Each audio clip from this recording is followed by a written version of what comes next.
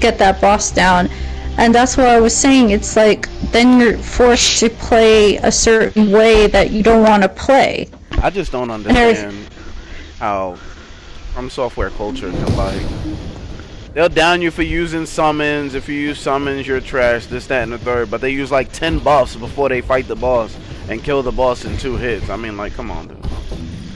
Yeah, that's the thing. It doesn't make sense. Just the whole point is you're playing the game of how you want to play it.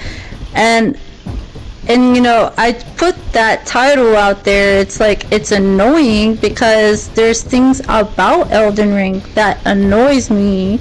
And I said it, it's like they created an open world, but they didn't fill it properly. I went through, you know, the thing about YouTube is when you start actually searching for critiques that oppose Elden Ring, it will shove you a bunch of it and everything. It will show you a bunch of people that are a lot more technologically savvy than I am, that understand, you know, game design better, and they're spouting out things that kind of make sense a little bit. But for me, as you know, just coming from, because my criteria is basically, you know, story. Obviously, Elden Ring, all the From Software games, they really do hit it well with the art design. That's the thing. It hits it well with the art design. It just always falls flat in terms of story because it's not really storytelling, it's lore. So you have to go search for the lore to be able to understand what's going on in the story, and that's not particularly, that doesn't translate well. But at the same time, you're dealing with a vast landscape. It's very empty. I understand. What's up, Damon? I understand there's a lot of areas that you can just skip, and you find it worthless. You find it kind of pointless to engage with it. On the topic of the lore, right? Yeah. I don't understand that.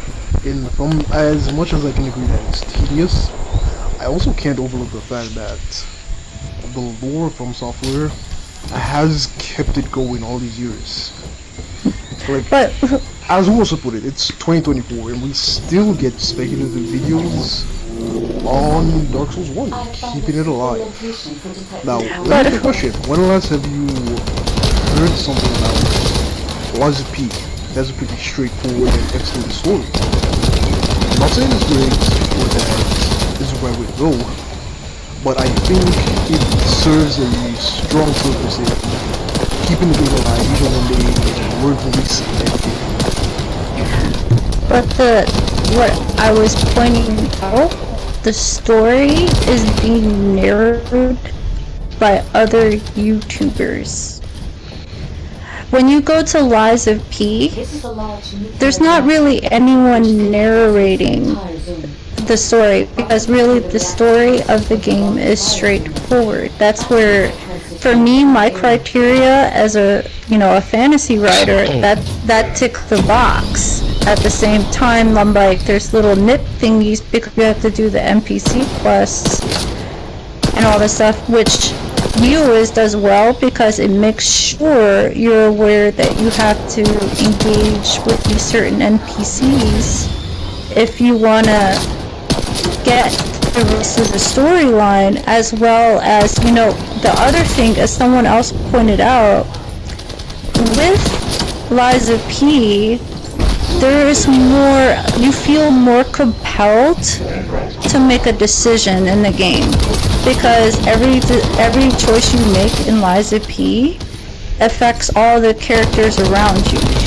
emotionally, and actually with all those engagements you become more human. You remember that in Lies of P, the more you engage with listening to music and certain NPCs and all that stuff, your heart starts to become more human.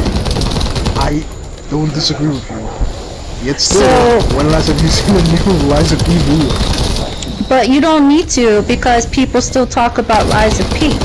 It's just, it's like, it may seem silent right now, but the moment it comes out, where they're going to release a DLC, people are going to be like jumping on that Yeah, they and will. everything. 100%. They will jump on it because it ticked a lot of boxes where it's even a lot of people are saying this is in comparison to From Software, where it could be a contender to From Software in a way, and that's hard to stomach for From Software fans, especially to Miyazaki.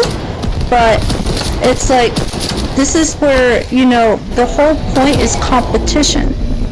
That's how you become good as a company, is when you have competition where you feel compelled more to dish out a better product.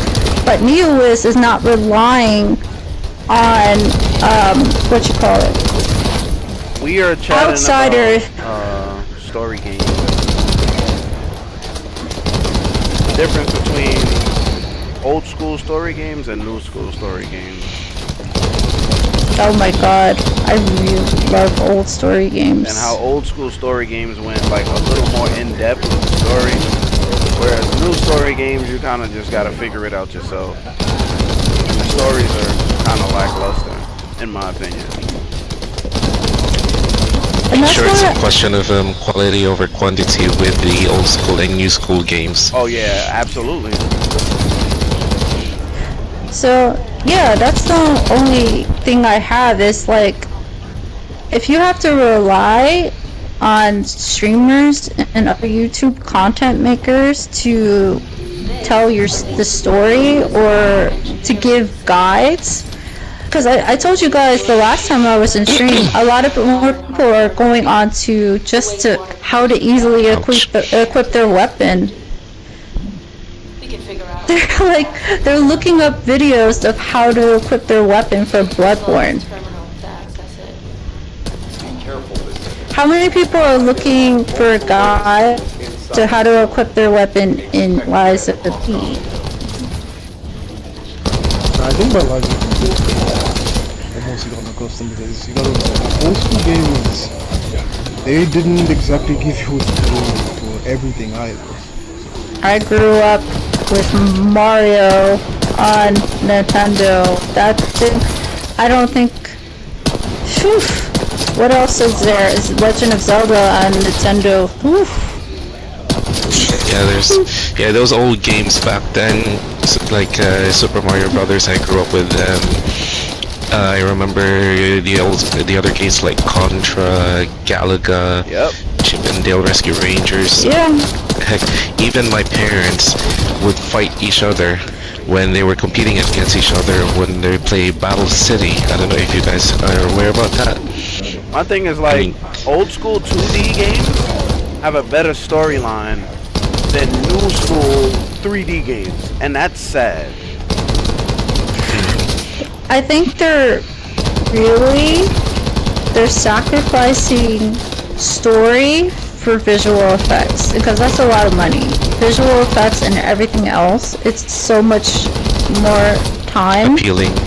and money, and I doubt it, Titanium. Jade's older than I am, and I'm 27. Lewis is older than I am. I'm not sure Gail's age, but I think they were alive during the old school. I'm probably older than all of you guys. I'm 40. I'm 41. well, Okay. I'm 38. We're not that far off. Okay, similar to Titanium. By the way, Sweet, I know you joined. You got anything to say? Not all of it. I guess Hey, buddy. Records about the most recent experiment. Sweet's just listening in. It's not ideal, but I'll try to restore it as best I can. So, probably trying to set up his mic. With the dual streaming, for some reason, OBS does not play well with party chat and stream.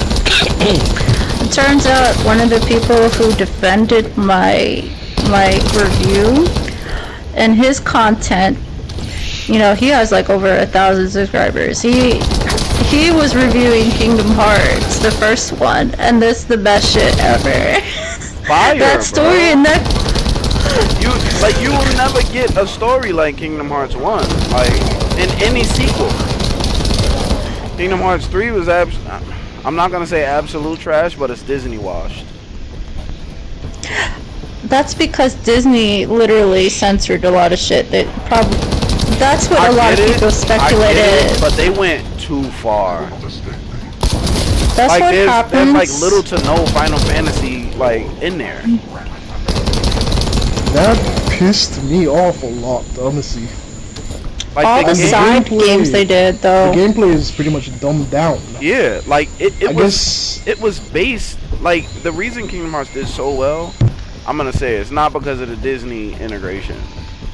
Yeah, it's cool. You know, you got Mickey Mouse, Donald, Goofy, and you know you can build your fire squad with a bunch of. But the reason it was so fire was because of the gameplay and Final Fantasy. I really enjoyed that. That's what I missed about it. don't even get me started on Kingdom Hearts 2 on mix. Oh my, the gameplay Wasn't- peaked in There were Kingdom so Hearts many 2. like side games they created through that because I remember I had a PSP and they released a game for PSP as well. I was probably Reloaded. Oh, that was Birth by Sleep.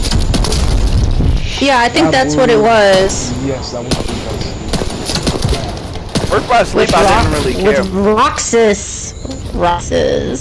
But Birth by Sleep was the original. Honestly, Birth by Sleep in terms of story is the beginning. Yeah. But its gameplay does rival Kingdom Hearts 2 at its peak. Because it was a winding story. And the story wasn't too long. I think That's what I loved about it. After Kingdom Hearts 2, things really started going downhill when they started releasing new Kingdom Hearts. Hey, remind me, So guys. much nostalgia. Which Kingdom Hearts was it with you know, when they showed that trailer and then they compared it to the, you know, then they compared it to the trailer when Final Fantasy Versus 13 first came out. Was it 3 or 4? They didn't come out with a 4, but There's no 4 yet. There's just a bunch of other side ones, like 1.5 or 2.5, whatever. But Oh, yeah. Titanium wants to know if y'all consider Kingdom Hearts a classic game by now, like 1 and 2, I'd say. hell yeah. It's very classic.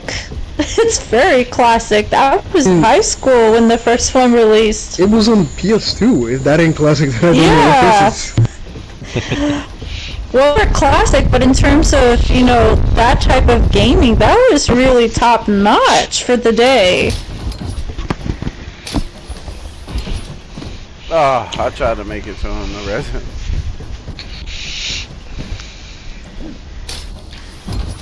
I'm like, you can't get any better than that story right there. There was a lot of good stories back in the day, but that was pinnacle for a child upbringing there. 100%. Right there, Kingdom Hearts. Yeah, I'm looking it up right now. It released March 28th, 2002. Titanium says, well, since he's older, he considers classics to be Sega Genesis and so on. I have that too. Even Sega Sonic the Genesis games are Hedgehog. better. Dude, Shinobi Sonic started and on- Knuckles, What's up, man. Sonic and Knuckles. Nobody right now. I'm streaming. Hey there, Titanium. What I loved about those games Yeah. is it's pick up and play. I don't know. You didn't have to think. You didn't have to think about it. You just picked up and play. That was it. Yeah. It was very simple, straightforward. You can't get any more linear than that. Okay. Who remembers trying to blow into the insert portion of their cartridges on their old Nintendos or Segas back then, Hell yeah, me. just to get them working? I did, just to get the dust out and probably. Yeah. Nah, the trick was to use an eraser. What? That was the I've trick. never heard that, and I had all cartridges. I The trick was to use an eraser. I'm serious. I never did that. You know what? I believe who Never heard else that. because he fixes cars for a living, so I believe it. So what Yeah, happens he's BMW certified. from you like inserting and taking a cartridge out, it leaves like a small film of the metal. So the contact like sometimes don't. So you use an eraser to get rid of that film. And that should start working, yo. This Man, man you got had it down. technical knowledge we never knew about. Hopefully I don't have to do that if I wanna, cause I'm considering, I got my Nintendo 64 working on my TV, so it's just a matter of Well, see if I that's up to you, Titanium. I mean, it's a whole different generation, and games are going on and on. Things are getting older, so it doesn't consider all PS2 generation of classic games, and that's okay. Ow. can we just go as back as Atari there? Yeah. Who remembers the handheld brick games? Who remembers I do Golden Axe, not. dude? The handheld Tetris games. Who remembers Golden Axe, dude? Golden Axe story is better than a Oh, lot dude, of Golden Axe. I No, that's remember, weird. That's I remember the Golden Axe. Like, come on.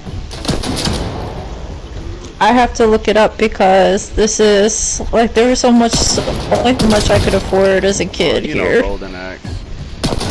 There was only so many cars and lawns I had to mow to get money for this shit.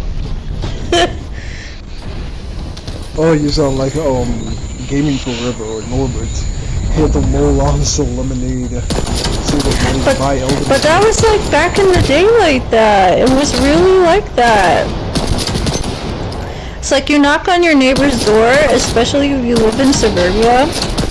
Especially because if it was like a, because you know it's the United States and you know different areas it would snow. So you would knock on people's doors, can I shovel your driveway and all that stuff.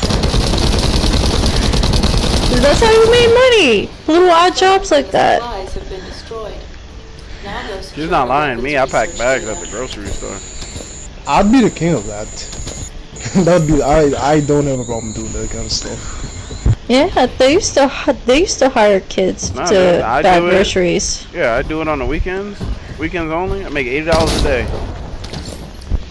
You made what? Oh my god, they really did pay that much. $80 You a day. serious? $80 a day packing bags at the grocery store. And that was straight off of tips. Bro, listen to me.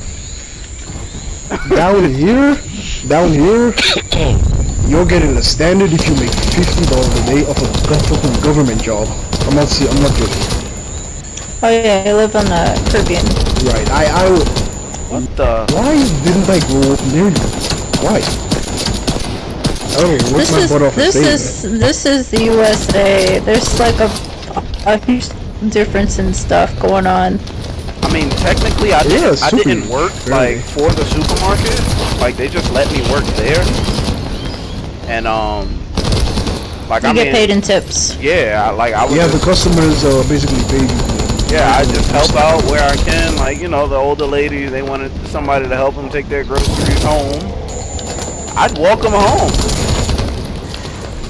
Yeah, I would shovel people's driveways and sidewalks for like $20. I'd be carrying groceries to grandma's house.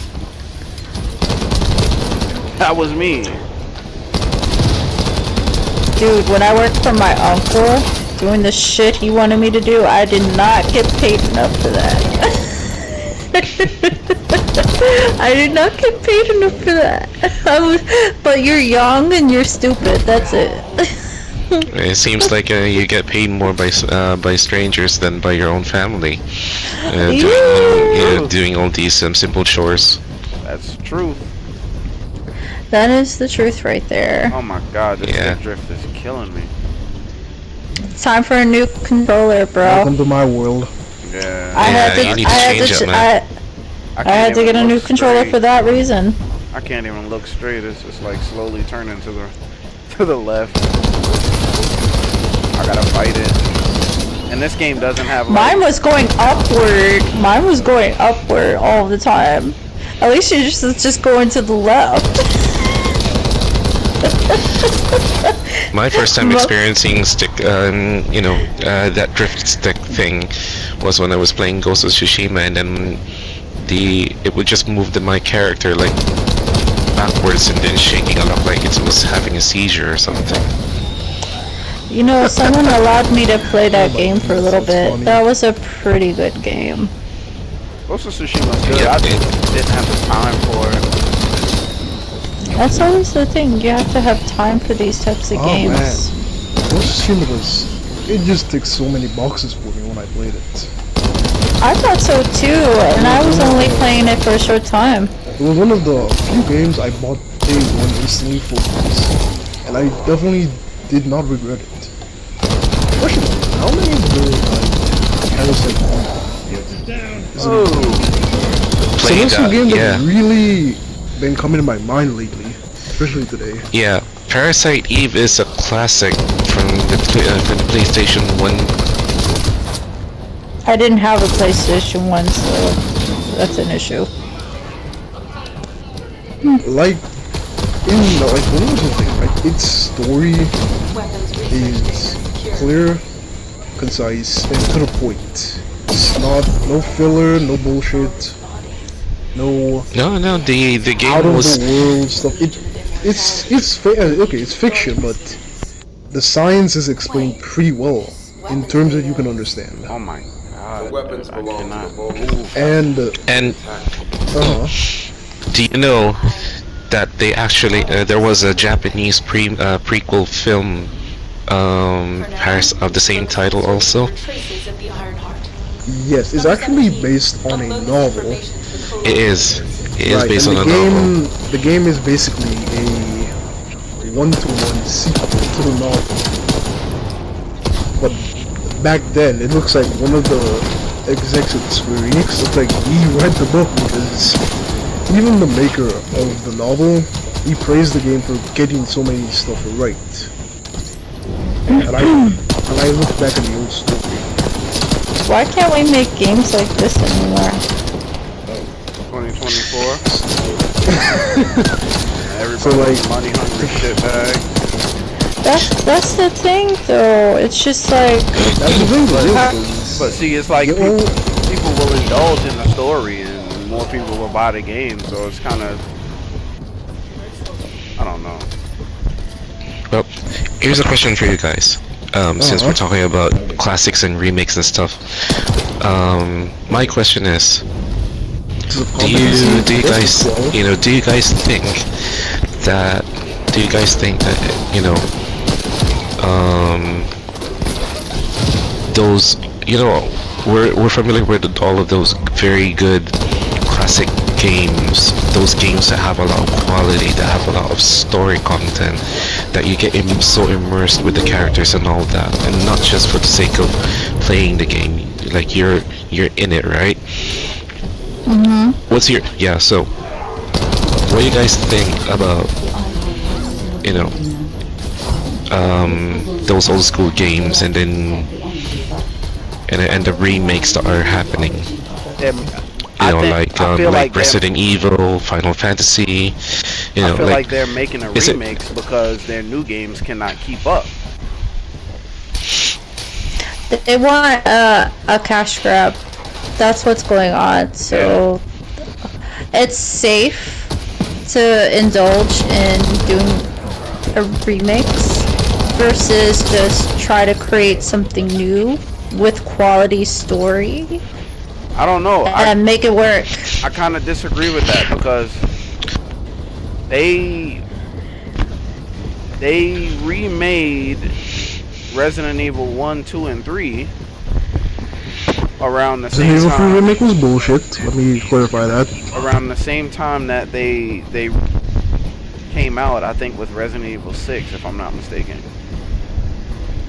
And Resident Evil 6 to me is absolute doodle butter. It's cash grab. No, but what They I'm need saying is the older story games they made a remake on, and the remakes did better than the newer story game that they came out with. It's funding everything because they need money for everything. That's why these companies are having issues. Like, I just recently found out what the issue with Ubisoft is with Assassin's Creed. That thing has been going belly up for a while now. And then the last thing they wanted to do is what they're doing now with this Japanese version of Assassin's Creed. And I'm like, why would you market this as historical? I'm like, are you dumb as dog shit?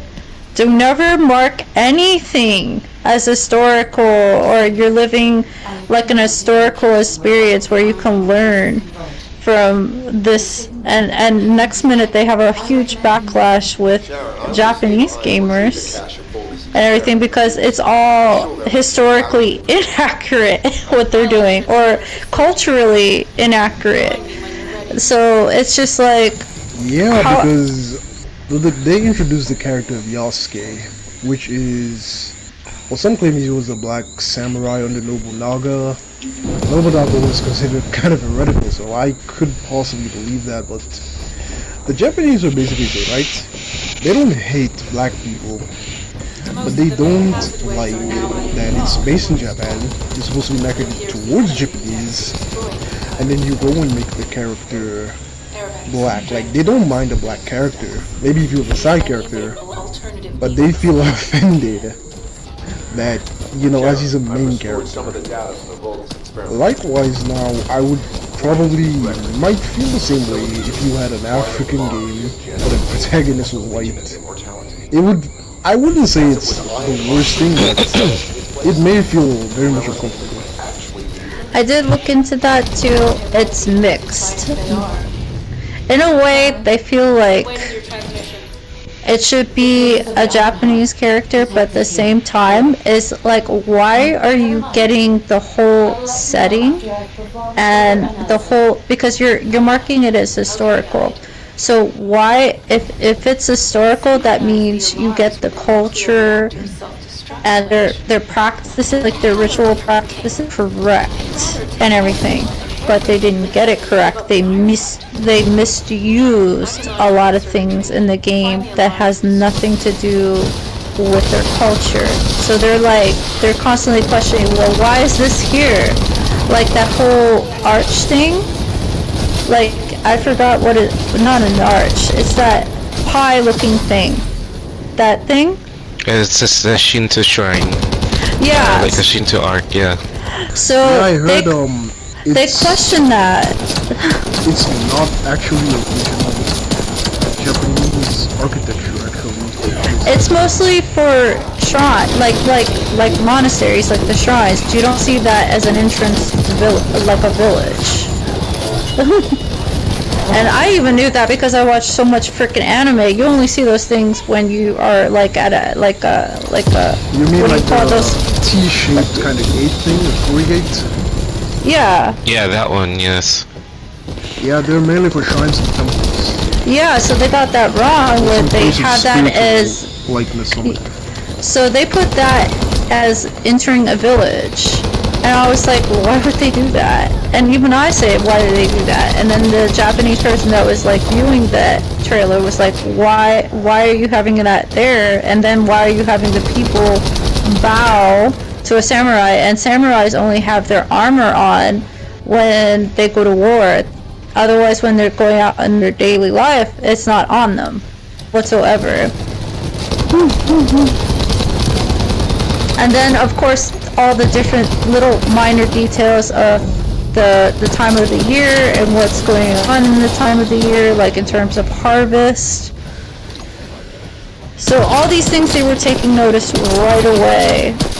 So can you imagine that as a white Western company doing all this, and that, you know, it labeling as historically accurate? How would you feel?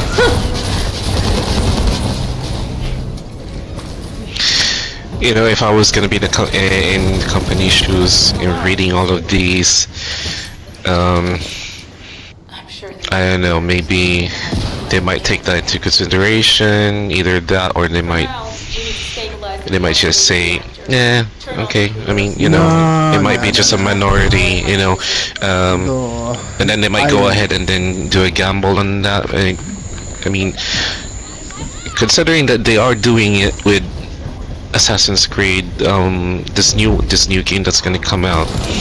I gotta disagree with you because people, the problem with the alpha generation, you point out an issue, but there are enough suckers who will spend money to justify the artists.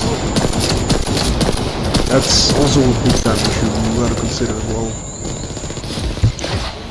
Personally, if I was the CEO of that company, I would avoid of anything historical, like labeling it as historical, and that would have saved the company from all this hassle in the first place. If they would have just said, this is strictly just fiction, this is fantasy, whatever, it would have been fine. That's gonna be a different because the previous Assassin's Creed, right? They were able to fine-tune certain historical accuracies into the game and add a little twist to it. But they're not being historically accurate. That's the You're not problem. wrong. You're not wrong.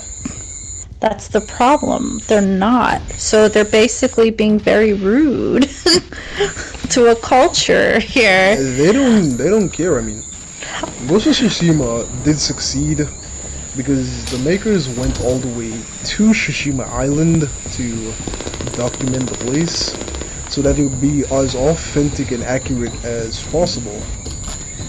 Do you think Ubisoft's got a Japanese branch that's gonna do that? No, they didn't do that. No, they probably didn't do that. You know, I do have a friend, They've mentioned even though he's white, Uh-huh. but his major in university is Japanese. Like everything related to Japanese. So he's very fluent in Japanese. He's taken Japanese history. He's even acquainted with even the literature of Japanese and everything. And he always tells me a story because, you know me, I love stories and I like anything that gives me any form of inspiration. So he would even tell me even the basic child's Japanese stories, just so you can understand the culture a little bit differently. But it's just whoever decided to do this entire project didn't even want to even consult with someone that understands the culture and understands all of it. Yeah, and I can understand the backlash from the Japanese once they saw the trailer, because it is, in a way, it is kind of disrespectful of their culture. I mean, one thing I know about I'm no expert with, with everything and anything that is related to Japan, but one thing I know about their culture is that they are so, they are so proud of their, sorry, one thing that I know is that they are so proud of their heritage, their culture. They take that into they always take that into high regard, and insulting their culture in any way, shape, or form, it's kind of akin to just slapping your own parents, or for just because you wanted to disrespect them. I mean, Yeah. It hurts a lot to do that. It's even with my culture. It takes a lot. We have a lot of pride in both of my cultures, and I'm like, it's crazy how, it gets disrespected, media-wise, and everything. So I can't even fathom a Japanese person watching the trailers for this. And this is a big company. This is a AAA company that they would do that, and they have plenty of the money and resources to do the research. which And they should didn't have do done. it. Yeah, Yeah. It definitely and the plays fact that a huge part in what I was thinking between old school and new school. You would take an old school company and a new school company, give them the same resources, same budget, same time, and chances are you might most likely end up with two different products. Yeah, you would.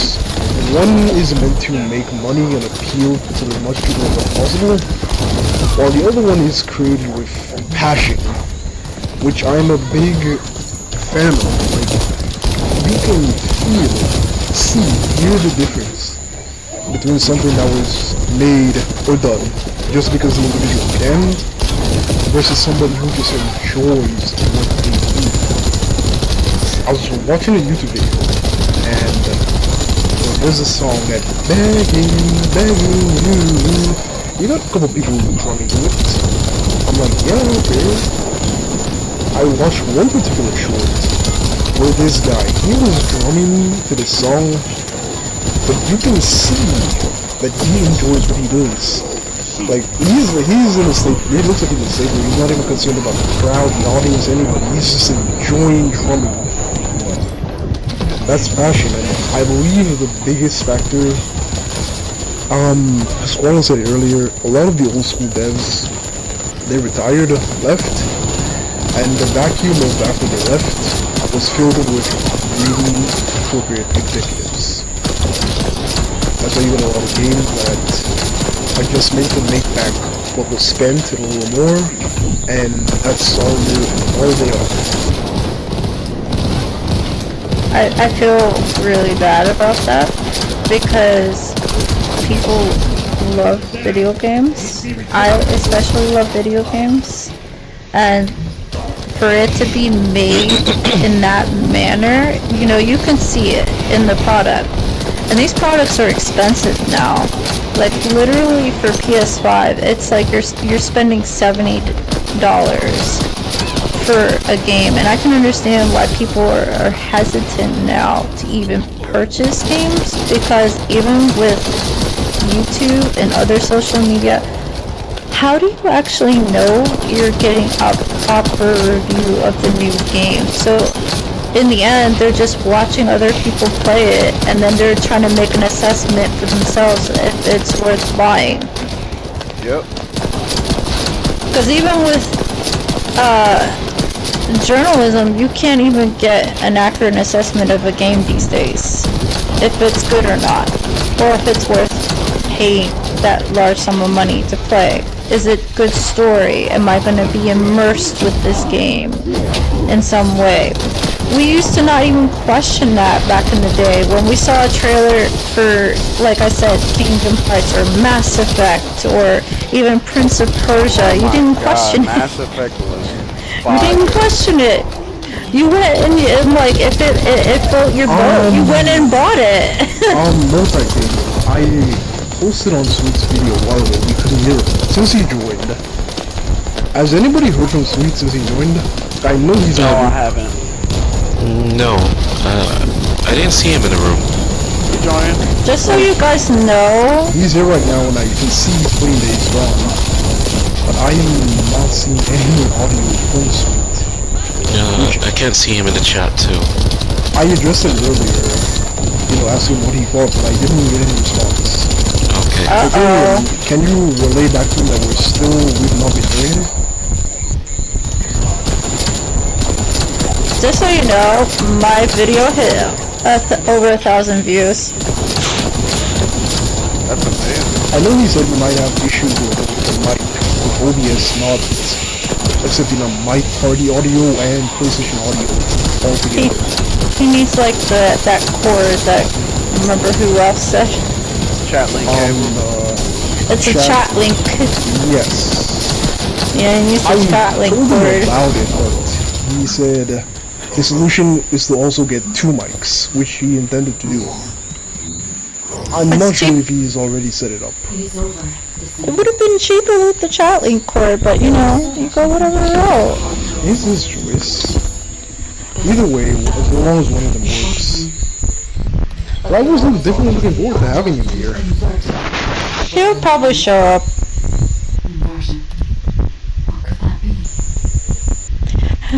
Yo, I did not expect this to hit 1,000 views like that. Plus, I commented on his video and I didn't hear his response. I don't know if he saw it, and we couldn't hear it. No, if he couldn't hear us, he would have typed something in the chat. Let me see. Also, let me turn on my mic and go check him out.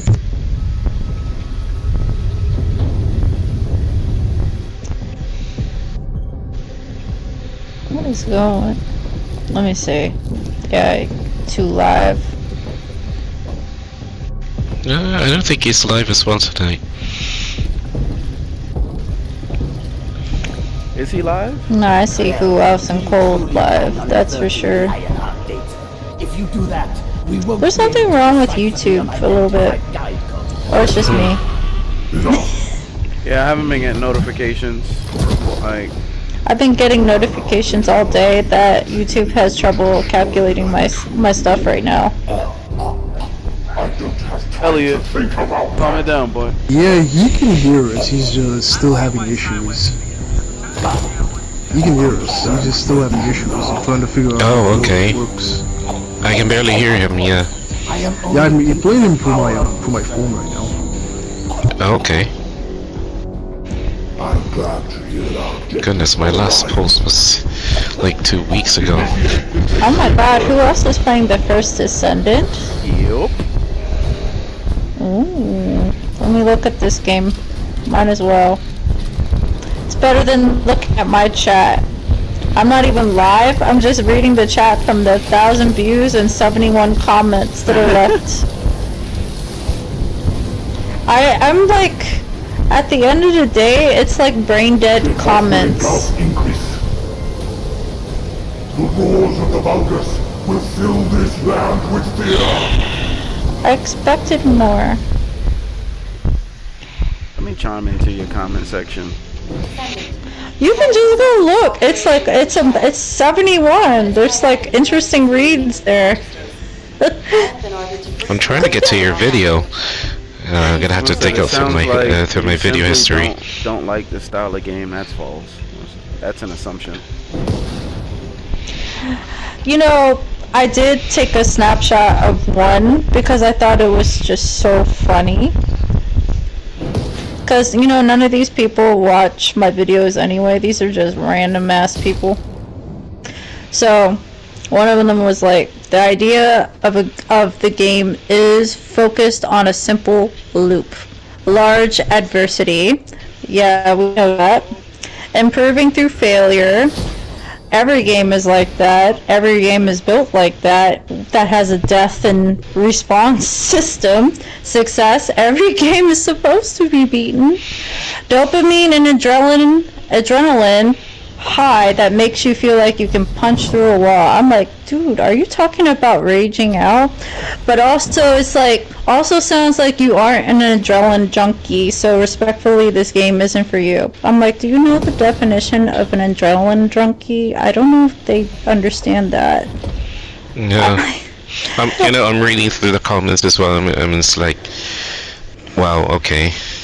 But I'm like, if these people are actually people that watch my channel or listened in, they would know I'm actually a very much big adrenaline junkie. I'm like, you can't get any bigger than riding a freaking motorcycle as a daily activity. There's at least 2 or 3 people saying it's a matter of skill issue. I mean, well, what the heck? No, there were some good ones though. There were some good ones, very thoughtful ones. And then someone put their, oh my goodness, there's this comment here that was posted about 4 hours ago. I don't know about you guys, but I mean, I kind of find this one. You can read it. Go ahead. Yeah, this one that says, you lost me at Lies of P. Thumbs down your video. I mean, if he doesn't like the video, he doesn't have to like announce it or something. I mean, just have to be respectful enough.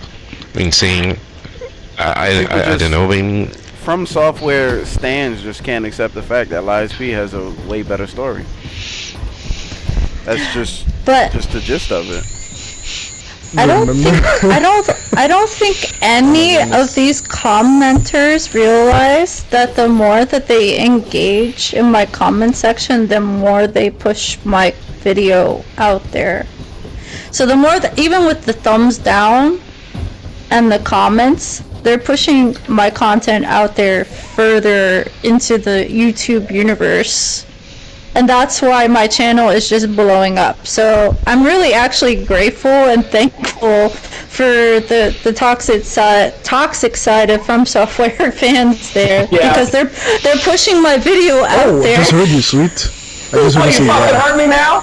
Oh, yeah. Now we hear you. They're using the controller's mic. Oh man. We can hear you, man. Wow. 1 second. I'm glad you're here now. They're But, pushing my content. It's like I said in Discord, right? I gotta like People need to understand that criticism isn't inherently wrong. Yes, there is negative criticism, criticizing something for the sake of criticizing it, but like I said earlier, right? And I can't remember the name. I don't know if anybody ever heard it. Do shout out that YouTuber. But what he said really, I did take it to heart, like I told Jade. In life, you have to criticize things. You have to criticize things, especially the things you love. Because if you do not criticize them, you do not I call them out on followed their the video BS, perfectly and even did everything like that, but now I'm just gonna you're do gonna it end to up the in a way it was. situation where They said they what you could hear love me. the most, when it does something bad, when it does something wrong, illegal, you won't hold it Yeah, I accountable. mean, at least I can because you hear them. don't If the have audio's the not will heard to on here, criticize it's it not and that call big a it all deal. bullshit. Yeah, That's so why I fixed it. But they You can love, check it. I love Elden Ring. Are you gonna be on later I today? had or the not? most amount of time on it. My brother pre-ordered Yeah. it. Look, we're trying to get Shadow of the Earth Tree. Hopefully, I couldn't get it last week either. Hopefully by the 19th. But it has things about it that I don't like. There are some things I think the older games did that is just better. And if somebody points out these flaws, I have to admit, as much as I don't want to admit, as much as I feel a way when people talk about the game, I can't watch the person in their face and tell them you're wrong. The problem is that you have too many fanboy yes men who can't accept that what you like is not perfect. It's not. Or what you like is not the same as what they like. Bingo! That's another good point as well. Yeah, at the end of the day, you can never get anyone to conform to your, to how you see a game for how you see it, At all. There's always going to be people who will either agree with you or disagree with you for various different reasons. But at the end of the day, it's all just about, respecting everyone's opinions about their own game experience and not bad mouthing anyone, and just play the game and have fun, and that's it. People are just, You a know, lot of that's people the a lot of thing. these, entitled. Yeah. a lot of them don't realize that actually put in the hours in Elden Ring, so that it's not like I'm making this video out of nothing, and plus I added my sense of humor. They just don't like my sense of humor. But I'm like, I put 157 hours. Like, really, if I round it up, it's about 158 hours into that. And really, the 100 and something hours is really the main game, because I really did go everywhere in that main game. I did it. That's why I have every right to complain about all the caves, the catacombs, the dungeons, the mines, because I really did go through all of it and everything. There were some things I liked about it. Of course, you cannot deny it. Like, the art design is good, but they just didn't fill the space that well. But it's just like, if you say something negative about it, they automatically assume that you're not good, or you're not good at the game. You didn't beat the game, even though I said I beat the game. Technically, someone's calling me it's like a fellow tarnish, and I'm like, well, technically, I Elden Lord / consort of the Blue Doll. Because I chose that route. I went into the DLC, and when I look at the hours, I don't think I even spent that much hours in the DLC.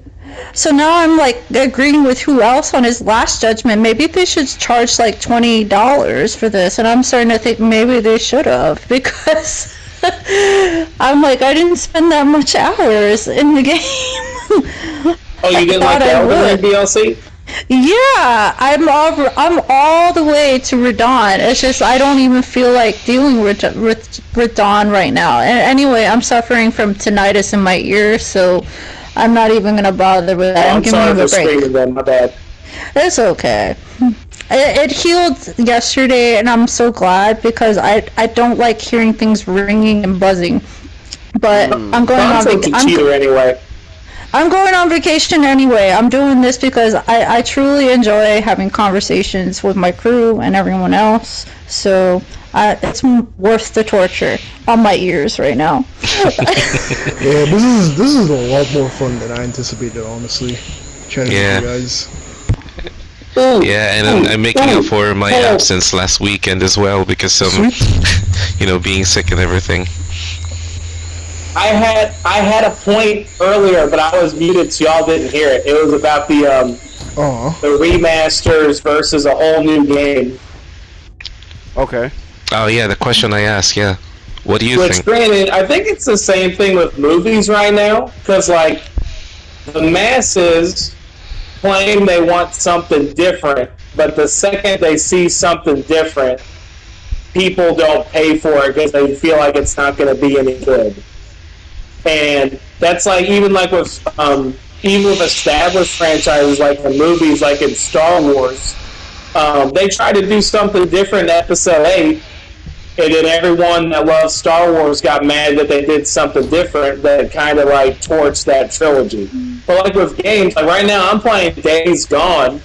This is a game that deserves a sequel, but when it came out, nobody fucking bought it. Even though now it's considered probably one of the top 5, top 10 zombie games of all time.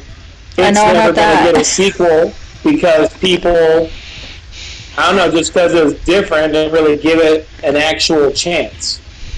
And then too with like the remasters, I don't think with Days Gone, like Jade was saying, it's a total cash grab, playing off nostalgia.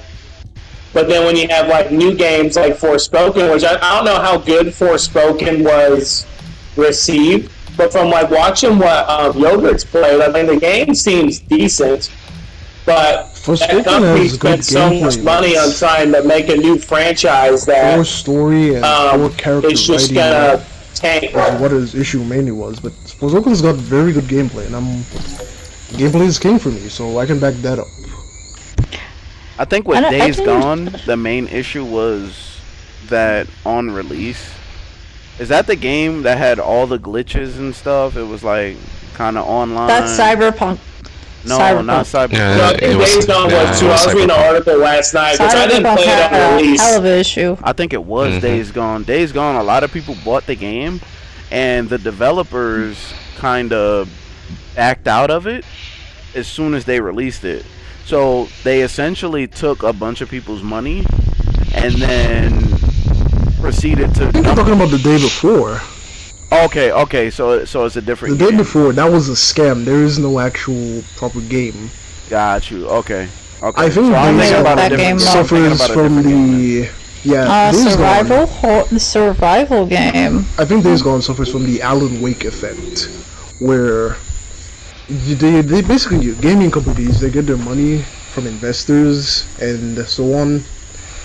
And the thing about it is, no matter how good a game is, it has to make a good, decent amount of money within the first 2 to 3 days of release. It doesn't matter if by next week it sells 20 million copies. The fact that it did not make that 20 million on release is a big freaking no-no for them. So what happened with Alan Wake was that it got a cult following, it got popular. That was like almost a month after being released. So they almost scrapped it. It it took Remedy a few other games and dedicated fan support to make Alan Wake 2. And I think Days Gone is supposed to do the same thing. It wasn't an immediate success on release, so people with money don't want to back it. That's what I was trying to point out. It's like people are not trusting anymore reviews of the game, critiques of the game, because they feel. Yeah, I do not blame them because I think, well, Sweet can probably weigh in on this. Remember Dragon's Dogma 2 and the incident with the microtransactions? Just in case. I hope you're not. I mean, yeah, but at the same time, I don't blame Dragon's. But here's the thing: the microtransactions in that game were not essential to beat the game. But people right now, people are stupid, and it's like, I get games are expensive, but also understand games have been $60 since like the 90s or $50. Yeah. They don't really make that much. I mean, games are just as expensive as they've always been.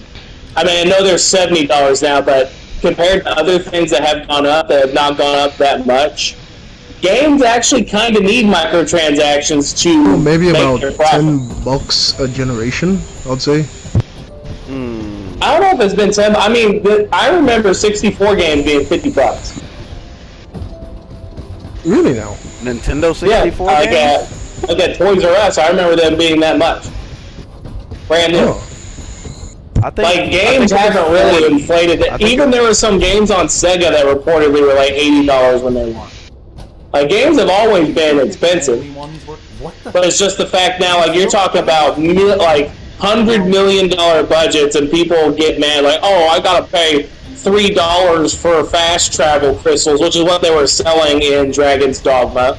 Like, again, none of those transactions were needed to, like, That's beat not the the game. point I was trying to make, though. My point I was trying to make was that none of the top class reviewers mentioned that Dragon's Dogma had microtransactions before release.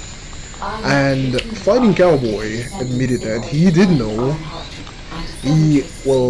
Since he disavowed that, he took it back that the others knew, even though he mistakenly said we all knew. But the way I see it, and this is just my personal opinion here, I'm not calling them out and saying that they 100% knew. I think that they did know, but they know that mentioning microtransactions would hurt the sale, and that's not good for them and the company, since they get the games ahead of time from the company. So they purposely didn't say anything, and that led everybody to feel like, well, you didn't Maybe they mention had to this, sign so an we did. NDA. You see, they're claiming that there is no NDA, that they genuinely did not know. Even though I've listened to a particular one, the way she said, oh, I hope Capcom doesn't add any microtransaction, it sounds like you're setting up your defense ahead of time, in my opinion. Plausible deniability. Right. Yeah. I feel like they didn't know, and not only that, another game came out, right? And, well, I don't know. He says he didn't like Ronin, Fighting Cowboy, but Fighting Cowboy reviewed Ronin, and Ronin came out same time as Dragon's Dogma. Dragon's Dogma got a good review for him, but Ronin from Team Ninja got dog shit. It didn't get a raw review. He didn't even play it for more than 3 videos. He's like, he didn't enjoy it. But what really makes it look bad is that they came out around the same time. I'm only level 7. You know what I mean? What do I get? So it gives a sense that big time reviewers will back a game from a company that backs them, and they will probably omit things. Such as in That's the what case, I drew the happened line. with Cyberpunk. Right, I drew the line at, what was his name again? I drew the line at, Well, I do play Liza perfect P. audio right now. yeah, Liza P versus, the newer Wizards of the Fallen. Robots aren't particularly my thing. Fantasy is, so I was more interested in getting Wizards of the Fallen. But when I saw the sheer amount of issues that Lords of the Fallen has technical, graphical issues, frame rate issues. I chose to get Lies of P because it seemed like I would be getting the most bang for my buck. It was the most polished, you know. And the Fighting Cowboy chose Lords of the Fallen, which I would too, but he did not, from my memory, particularly mention the issues Lords of the Fallen was having. Now I know sometimes they don't experience issues with the game like we do. They got like higher end PCs and stuff. But out of everybody, he never mentioned it. He gave it glowing reviews, as preferred it over Lies of P. But because he did not mention the technical issues, which many YouTubers do, they say, okay, I didn't experience this, but lately the game has had these technical issues, blah blah blah. I remember that. I thought to myself, well, I don't feel like I can trust big time reviewers who are already in bed with the company that makes the game and they got the game for free ahead of time. These guys just have to piss off the company by saying the one wrong thing that makes the game not sell, only to have their future release of the next game that they can't get it, they can't play it ahead of time. That's why I mentioned before, I watch smaller channels review games. They are not embedded with the company, they have no obligation to lie or make good for the company. If they want to shit on the game because they had a bad experience, they will shit on the game. That's why I watch small channel reviews, and you know, and people made the same thing about another channel. As soon as they hit 1 million, the reviews got standard, and they're saying good things about a game that had issues. That's just my opinion. I don't think I want to ever end up like that. I don't think I can live with myself. If I, which I'll probably never, I'm not going to. If I ever hit that level, like, just beat me straight, because I'm like, I need to be honest with my reviews on stuff. Even if I get backlash up the pie hole from it, which I still am now. I'd rather be honest than live with myself with having someone go and trust my word and go play a game and experience so many issues, get frustrated, and then, you know... I realized Sweet left. Oh, was that him who left? Yeah. He's left. Okay. I can't live with myself. He needs to work on that audio, and that's a shame. Anyway, you know, I agree with what Reggie is saying as well.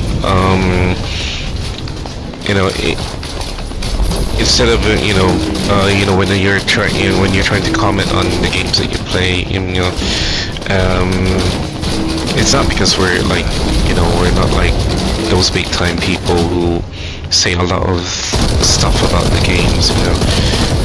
Coming from people like us, we'd be able to like just be straightforward with how we, what our experience with the game is like. What are its good points? What are its bad points? Do we think there's any room for improvement? Do we think that this and this and this, that and that? There's a lot of big time streamers. They get paid to do reviews on games, so they might not give a fair review of the game. Now, let me be accurate with my words.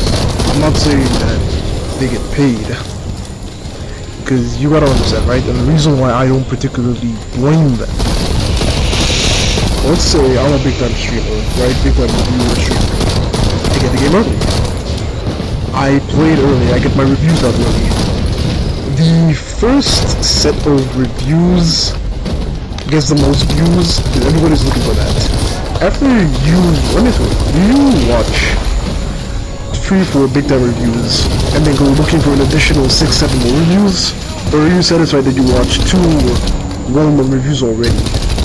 I can't be satisfied with just 2 reviews. I have to have at least 5. You're an exception. And it has to You're be. an exception to the rule. It has to The be. masses. I have to look for the worst review and also the best review, and then I can make a critical thought on that. The masses will just eat up anything. Now the point is that, as a bit of reviewer, I would release the video, right? And then it gets a lot of views. Just by having access to the game early, even though the company isn't paying me, the millions of views is ad revenue. The episodes ahead of time, you become my member, you can watch 2 free episodes of the game before it's released early. That's extra money, you know? That's other partnerships, collaborations. The company doesn't have to pay them. And they many times deny and say that the company's not paying them. But the fact that the companies give them the game ahead of time is a massive benefit to their channels. It's just unquestionable. That's what I was getting at. But as who else was saying earlier,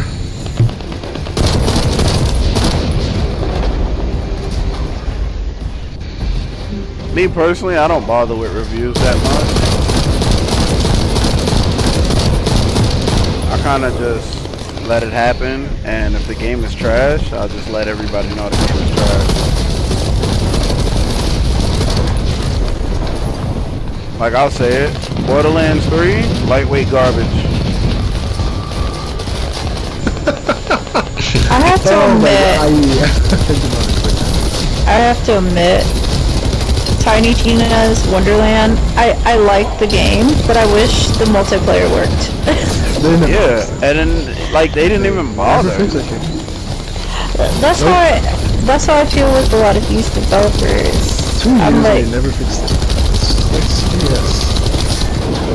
I'm like, I get a little itch that they have to do patches for things, and I'm like, can't you just on publishing date post out a somewhat finished product?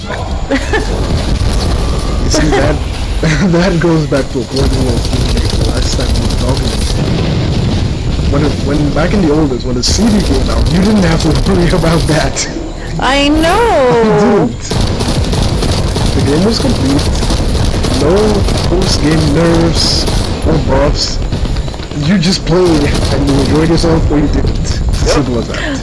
You know what I'm so upset about?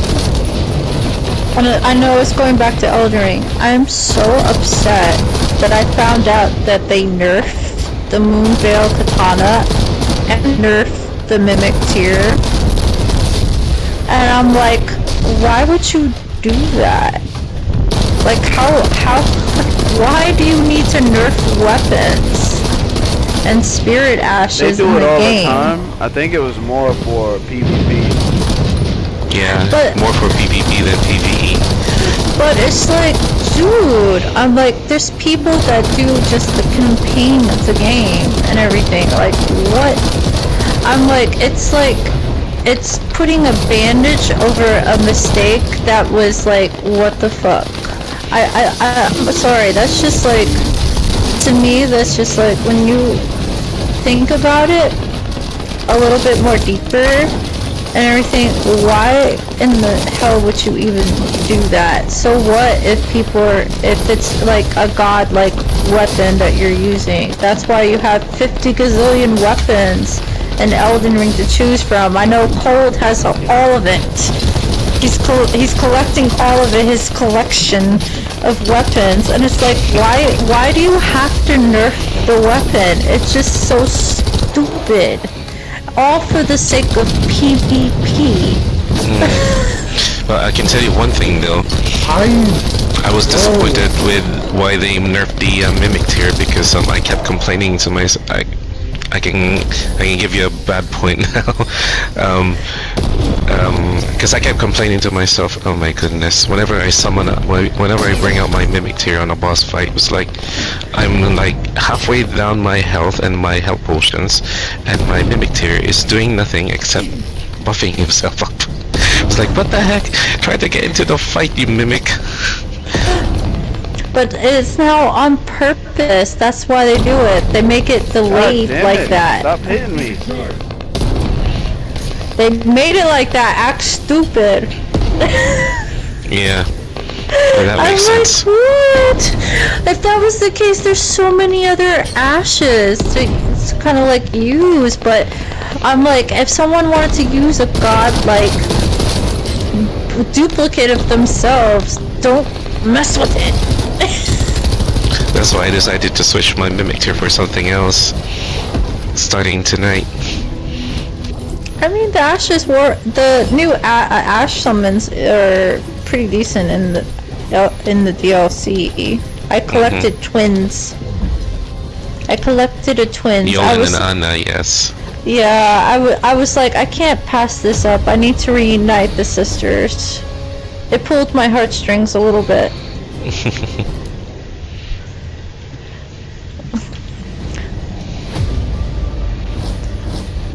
Someone defended me in the comments. Oh, so nice of her. Just now? Yeah, well, 6 minutes ago. Okay. She was like, the comment section is filled with Miyazaki's cult members. Oh shit. Does someone not liking Elden Ring make you guys feel insecure or something? If someone doesn't like Elden Ring, is that a threat to your identity? Come on, guys, grow up. Someone not liking what you like shouldn't make you feel that attacked. Jeez. I'm like, yeah, this person met my soul. She understands me. Yeah, I agree with what she's saying as well. You know, I mean, just because you're giving your own opinion on what you like and what you don't like about Elden Ring doesn't mean that it's an attack on everyone else who's playing the game. I mean, you know, I went through your video and was like, you know, was saying to myself, okay, I mean, you did make some pretty good points there. And there were a few things that I kind of relate as well. You know, there were some things that the game could have improved on and everything. It's your own critique of the game. It's not a critique on the player base. And you know, for some reason, I will never be able to understand some of the people in the comments would think that because the way that you're, let's use their words, attacking the game is like they're being they're being attacked as well because they played the game. It was like, you know, get real for once. I mean, you know, it's an opinion. Everyone's entitled to it. You know, Yeah, this person A is not hurting person B for their opinions because this is how they see the game, for what it, for how they experienced it, the good and the bad.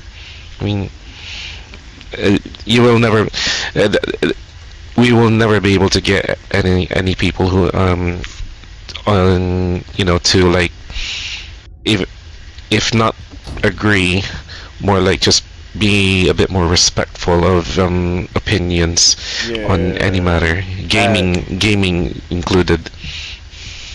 That's I think hard.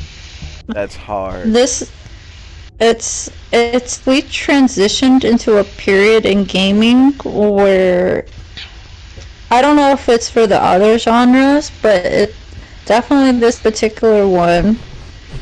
It's basically a mentality of you are with me or you are my enemy. No in between.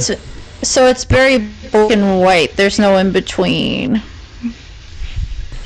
But you have to make a point earlier, right? The nerf to Moonveil, or certain nerfs, right? They apply to PvP, but not PvE. You do know that, right? No, it doesn't. They've made it in the patch notes. I'm not saying everything. Certain nerfs, certain notes, only work if you have another player with you, playing with you. If you're playing by yourself offline, they just don't apply. Okay. They applied it in the patch notes, so whether you get invaded or not, as soon as I play together with you, the nerf is applied regardless. No questions asked. You want full power? Play offline by yourself. But why would they do that? Now that's another point. you coming into the Souls game as the person you are, you don't understand the, how should I put it, the PvP aspect to the games. Because what if, let's say, Dark Souls 3, right? Before Elden Ring, years, 5-6 years after release, it was still going strong due to people hosting PvP tournaments. People have already talked about the game, people have beat the game, streamed the game, but they were hosting fight clubs where people would just gather to PvP for the fun of it. We even had these unspoken rules back in the day. If Gale joined but he healed during the fight, all hosts, all invaders would gang up on him like no questions asked. Ouch. You just don't break that rule. But that, the PvP aspect kept Dark Souls relevant for years after release, years after a lot of the mystery of the game was exhausted. Also, certain things in PvP could only be obtained, like certain spells, certain rings, if you PvP. Some of the best stuff in Dark Souls 3, there was a buff, my goodness, if you ever saw somebody use that buff run, but you could only get it for using, like, for winning 30 PvP matches. That was the aspect to it. Elden Ring, they understand that a part of the core FromSoft community to engage in a form of invasion or PvP. Elden Ring, but one thing I will say, Elden Ring sometimes with their buffs and nerfs, they'll inadvertently create a meta to the point where everybody's using the same thing. Sorry, I know you probably wanted some rest. Anyway, suddenly that is when I came back to Jeremy, how should I put it? That's always going to be a possibility. That's unavoidable. They went through a similar thing in Helldivers, till they nerfed one of the best guns and everybody was complaining because it reached a point in Helldivers where if I joined the team and I did not have that gun, people were booting me out of the game. And they're just like, you know what? That's what you want to do? Nobody can fucking enjoy it now. Oh my god. That needed It's to happen. like... But the thing about Elden Ring PvP is that there's no reward or incentive to necessarily do PvP. And I firmly believe when Miyazaki was creating Elden Ring, they put PvP there for people like me who would enjoy it, but it's designed in a way that it favors the host or the person playing with their friend over the invader. Because back in, let's say, Dark Souls 2, Dark Souls 3, you had things similar to rune arcs called Humanity and Embers. You use an Ember to boost your stats and your maximum HP. Use Humanity to get back your full HP, because like Demon Souls, you lost a portion of your HP. But the thing is that, right, by amping yourself up on these items like rune arcs, it was a double-edged sword. You can use it, but you're now fresh meat for anybody that wants to invade. Like, no questions asked. You can get one invader. If it goes on too long, you will end up getting two. You'll get... In Elden Ring, it's pretty much, yeah. I can only get invaded if I have a buddy. Only if you have a buddy. And that's one of the aspects that I strongly do not like. And I condemn From Software for it. In the strongest possible terms. Like my honest opinion, if you use a rune arc or Great Rune, I should be able to invade you. It's part of the game. You don't like it, get better. Or play offline. I'm dead serious about that, and I won't apologize for that one. Because after beating Souls games so many times, you can learn an NPC, you can learn a boss, you can learn to perfect a boss. You can develop your own strategy to one-shot a boss, right?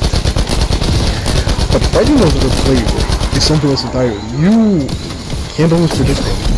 You don't always know what they're gonna do, what the dirty, crafty, sneaky tactic they're gonna use. I think that brings a sense of excitement to the game. But then the newer players, when they don't know about it, they don't have interest in it. They just want to team up with their buddies and steamroll the game. Well, Cold, you're gonna enjoy the DLC because those enemies and bosses, they act just like PvP.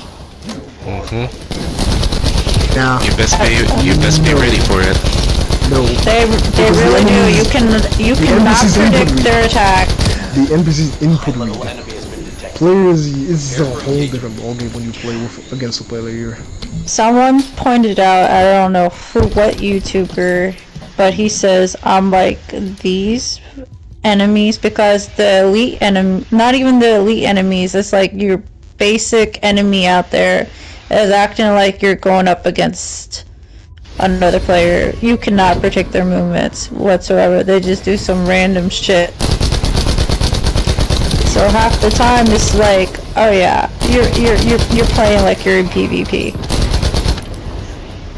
Yep. I wonder if they get into that feature from previous games where, like, certain bosses and certain souls, instead of fighting a boss, you would have to fight another player if you were online. That was like the monk in Demon Souls. Yes, the Mirror Knight in Dark Souls 2, and also one of the boss fights in Dark Souls 3 DLC. I think things like that are really cool. Of course, I think Elden Ring players would hate that shit. I'm talking about the more modern ones. I think they would hate that shit too. I learned with Demon Souls, just don't play online. And then you can get through the monk in Demon Souls. But that is so damn boring. But you know, when you just want to finish that section so you can access the final boss of the game to end the game, you do it. You're not enjoying the experience. You're just. I did not enjoy going up several staircases to get to that dang boss. Oh my goodness. That was a bit annoying too. So many staircases. Yeah. You're reminded of the question, elevator or stairs? I want elevator at this point, even if I get trapped in one for days. I'm like, you know what, fuck this. Those staircases in the game are insane. Funny, when I was climbing those stairs in the area in Demon Souls, was like, I feel like my feet are about to have that sensation of falling. You know, especially if you're reaching like the dark tendency and all those red bosses just show up. Yep.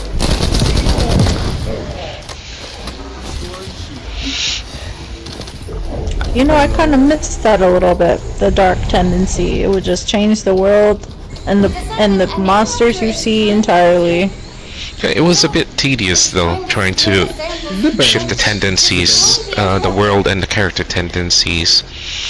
You know, trying to shift one tendency to another, you have to like do good deeds, or if you want to shift from white to black, you have to like die at least 5 or 6 times or something. Yep. What the heck? But anyway, I did it anyway just for the sake of experiencing the game. If you understand it, you can manipulate it to your advantage and make the world harder for more benefits, rewards, or easier to just get it done. At that point, I was really done with Demon Souls. I even had a summon come in and he did the entire King Alot area for me. Okay, King Alot is, I gotta admit, it's a serious curveball in difficulty if you are not ready. I didn't have to do shit. I was like, you know what? I wish I had the footage for it, but I was like, you know, that was my older channel. I was like, you know what, fuck it, let me just try a summon. The person summoned in and just rampaged through the entire area, and then the time we got to the boss, the King Alot, he just took him out in like 2 seconds for me. And I was like, thank you! You know, there was this one attack I that just was, shot you him know, with a bow. Yeah, speaking of bows, there was this one attack where he creates a tornado, and then Yes. I figured out without watching any guides or anything that I was able to disrupt it by using a bow and arrow. I don't know. I don't remember him getting disrupted for me, but No, he it just- did actually. I never noticed that, but he did take damage, so that counts. He did take damage, and then the attack was disrupted, and then that bought me a bit. Yeah, it's in my. That's interesting. It's in my last, it's in my final, it's in my fight video with, that I uploaded like over a month ago now. You can check it out. I was like, oh, okay. He's doing this tornado thing, and then I can actually interrupt it with just by doing a range attack. I was like, okay, this is useful information. It is. Even so, it's not that hard. Who played Metal Gear Solid 1? Not me. No, I never got it. Symptoms. Which I one? wish I The did. The first one. Nintendo one? No, PlayStation. Me. This one. I did. Have you ever beat Psycho Mantis without swapping the controller slide? Someone told me how to do it. I did actually see a video just a few days ago. Someone beat Psycho Mantis without swapping the controllers. It took longer than expected, but it was actually doable. As a kid, I sat there for 3 days trying to beat Psycho Mantis without swapping the controller. Oh my god. And you think I complained about the difficulty? No, I kept trying and trying again. That is... I don't know. I don't think Prince of Persia was really that easy. Prince of Persia was really good. I like the game, but I think it wasn't that easy. Some of them weren't that easy to play.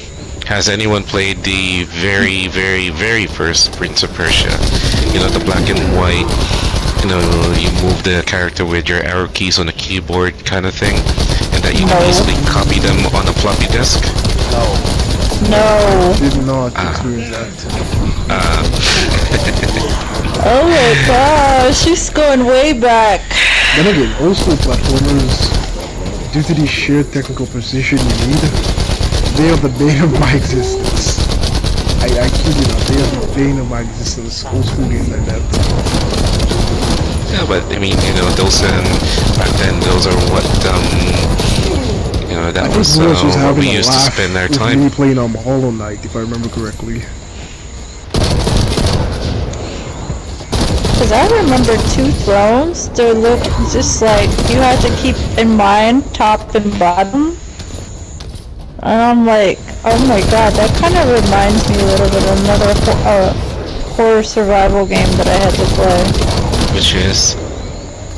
Which was, I think it was called The Medium, where there was a mode that it did split you into like your human form and your spirit form, and the screen split in half, and you had to keep mind of that. Oh yeah, The Medium. I downloaded that one, but I never got around playing it. I wasn't interested in playing The Medium.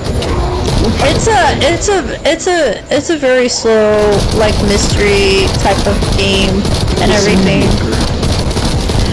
But it's the type of game it is. It was pretty good. It was pretty good for what it was. Cinematic.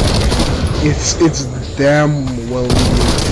The issue, what makes me sad, is that I see The Medium as having the ingredients to be a good game, but the developers failed it. I'm like, I have to see which developer it is, because I know it's not like your big time. No, it's like an independent. Well, I did find the Why is concept this of thing not fucking going Bloober up? Team, that's the developer. Bloober Team. Yeah, it's an independent. I think they are in charge of the new Silent Hill 2 remake. Are they? I don't think they are. Check it out, just to be sure. Who's in charge of Silent Hill 2 remake? Oh yeah, they are. Yes. I am worried about that game. Even though I've never played a Silent Hill game, but Oh, I yeah, know about okay. it. Oh yeah, they're in charge with the remake of Yeah, Silent they Hill are. 2. And Konami's gonna be the one publishing it. Well, we Team gotta, Silent. we have to have faith that they learned from their mistakes and are doing something better. That's why I said I'm worried. I never said they should switch studios. I understand that you can't expect them to not have failures and then otherwise I'll be a hypocrite on my whole concept of overcoming adversity. I'm just saying I'm worried regardless. But I hope they do surprise me and pull off something nice. I'm sure Well, they, we'll just have to wait and see Why once is this the not game going is up, released. man? What the hell is going on right now? We'll, he's playing that game that The First is pop. Descendant? Yeah, what is he playing? the First Descendant. That one.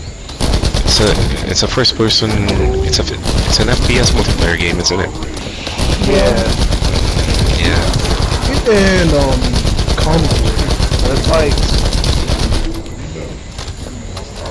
the mission is not progressing in this time.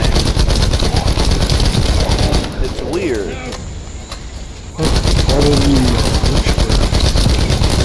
Maybe. I mean, it's only just been released, so there's always bound to be glitches and stuff. Oh my god, the setting of the medium was in Poland. I didn't realize that. I thought it was like another country. You know, one other aspect I think people don't bring up? FromSoft caters to their audience. They've never put in an easy mode in their games. It doesn't need one though. You see, even Jade agrees. Yet, I mean, they have more than enough resources in there to get the job done. And I guess that's what ruffles so much feathers, is me saying it's actually the difficulty is based on the player, because they hand you everything on a silver platter. I don't know I'm about kind of hear in- that though. I think I'm kind of inclined to agree that because Oh, you I remember- summoned your trash. Oh my god. Shut up. It's in that game, bro. Like, and that's what I'm saying. Miyazaki knew there's gonna be players who are gonna struggle and who can't compete, so he gave them an option. just because you want to be a dumbass and handicap yourself don't mean I have to be the same dumbass. You kind of are though, since you do occasionally too. Oh, no I don't. Man, my Black Knight. You go back and play the games and you try to use those numbers. Why is them Right, doing that that's shit? okay, that's going back and doing it, but saying, hey, I can't beat this game because I'm not using summons, like, I mean, you're an idiot. Quite frankly. Yeah. You can beat the game I if don't- you want to beat the game. There's, Yeah, like I my don't friend like used the to say. mentality. Yeah, no, that's that kind of mentality of where, because you're using this and that, that means you're not as good as the rest of us. It's I don't approve of that kind of mentality. I mean, the developers put all of these things in the game for a reason, because they do help you to clear the game. I mean, it is up to every Yeah, they don't- individual they don't how expect they you to want be to stuck play the in one game. area Meet me at the forever. ruins outpost. Yeah. It's I mean, like the whole nerf, just like what- like the whole nerf and the DLC deal, right? It's like Mm. you I mean, nerfed it's it just like what- because your core audience, right? Your core audience and players in the game are not using their resources. They want to handicap themselves to beat the game. Oh, it's too hard. I don't want to use summons though. Like, I mean, like, come on. You know, I have a feeling the majority of the ones who were in charge of all that DLC bullshit being nerfed is probably the ones in my comments right I now. wouldn't be surprised. I wouldn't be I surprised.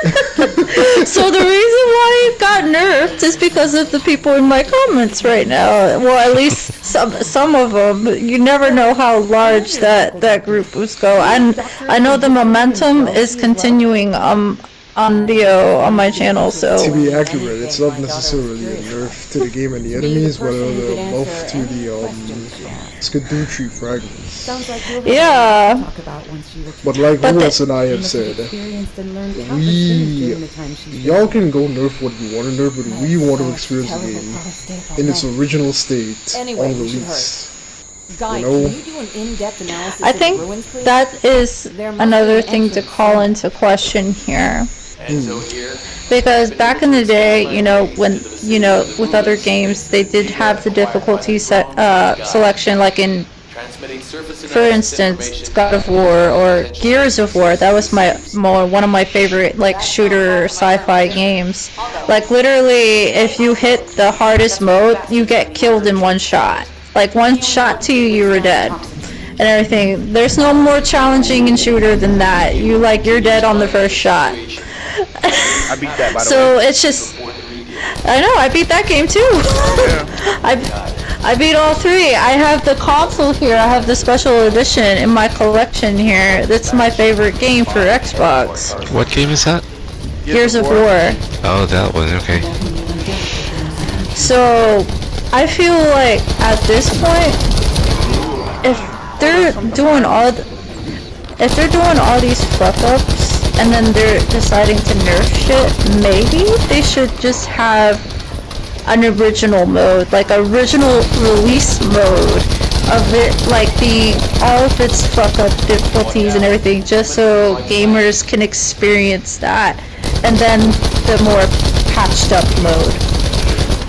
Like, dude, I wanted something like that for Liza P. Rising Dodge and Liza P was an ability. You had to purchase Rising Dodge. Yeah, you because did. the developers intended for you to perfect guard, not dodge.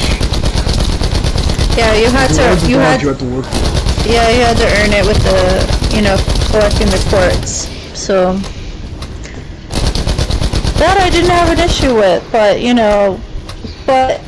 I'm okay with that independent company doing that because of the sheer fact that this is a very difficult market to branch yourself in, knowing the fact you see the cult following in my comment section still ramping away. I'm like, at the end of the day, Oh my god, you lost me at Liza P. You thumbs down, eat a dick. I think for a future transition in this gaming, Wait, there's actually a comment like that. Yes. yeah, there is. You'd be surprised. There's now 71, I think, comments of shit. So, Go get some I breast think- milk and stop crying like a baby. I think the solution to mitigate this I'm problem. Liza P. As a FromSoft veteran who played all the games, Liza P sparked P. that Fire. itch for FromSoft that I haven't felt in years. It's a success, man. That's why I said it ticked all the marks. You got a very good story. You didn't need to go up and look up guidance on how to equip your dang weapon. I'm like, you could go right in, practice a little bit on different things, change up your weapons. I thought it was just so creative that they would switch blade and handle. So you can experience, I will admit, an aspect like that, I think they surpassed FromSoft with customizability for them. and it's not bloating your inventory with all sorts of weapons, and then you have the optional of picking the type of arm, the secondary weapon that you want, whether it would be a shield or a cannon or spitting out acid or fire or electricity, because that's the elements of that game. It's just like, I just thought, They basically learned from World Software, but they added enough of their own ideas that it's its own thing, and it became a good success. but I was just saying, I think the transition is to just add original release mode. No, that wouldn't work because you are 100% gonna get the comments that says, oh, that's original release mode is hard mode, and patch mode is easy mode. That's unavoidable. They will never do that. Oh, but you just didn't get good. Oh my god. I just like, but you know, we have to come to an agreement at some point with this shit. It's like, yeah, I didn't get good, but you all are complaining about the DLC being too hard. We gotta come to an agreement at this point. Right. Good point that Jade made in the video, and I completely agree with. There's fun to fight, but you're losing, and there's annoying to fight, and you're losing. Allah, like Sasha, Allah, Godfrey. I was losing like shit during these fights, but I'm not angry. I never got angry, I was enjoying myself. Right? Allah, Melania pissed me off. Allah, Margit. Even though I didn't take much tries against Margit, I took like 5 free tries. I still have issues with them. Margit pissed me off to the utmost degree. Well, no, Elden Ring was your first game, right? Yeah. I already came in with years of experience, so Margit didn't take me too long. Margit pissed me off. It didn't take me too long. But the point is, even when I win an issue out of Elden Ring, and somebody's made up this point, the YouTuber by Mug Thief, you beat these bosses, but you don't feel happy when you win. You're feeling like, oh my goodness, it's finally fucking over. Versus when you beat a boss in another game and you're like, that was so fun, I want to fight that boss again. I had more of that feeling in Elden Ring than other games. I will go back and fight Luxacia over and over again. I just like Liza P for the entire experience. That's my point. Like, I would literally, like, if they gave me the option, I would just sit there for hours and hours just fighting Luxacia. They need to have the ghost mode from Sekiro, but in Liza P. Facts. They need to do that. Oh my god, that would cost them so much money. I don't think they have that budget. Oh my goodness. If they had that budget, if someone gave them that budget, I think they would do it. Like, you just can fight an arena of whatever boss in the game you want. Yeah, I don't know why Elden Ring never did that, even though Liza P did it. And not Liza P, Sekiro did it. And it worked out well. Alright, I think I'm gonna call it here for the stream. Okay, no problem. Appreciate everybody that tuned in, as always. Peace and blessings. Till next time. Yeah, I hope next time Sweet can join us again.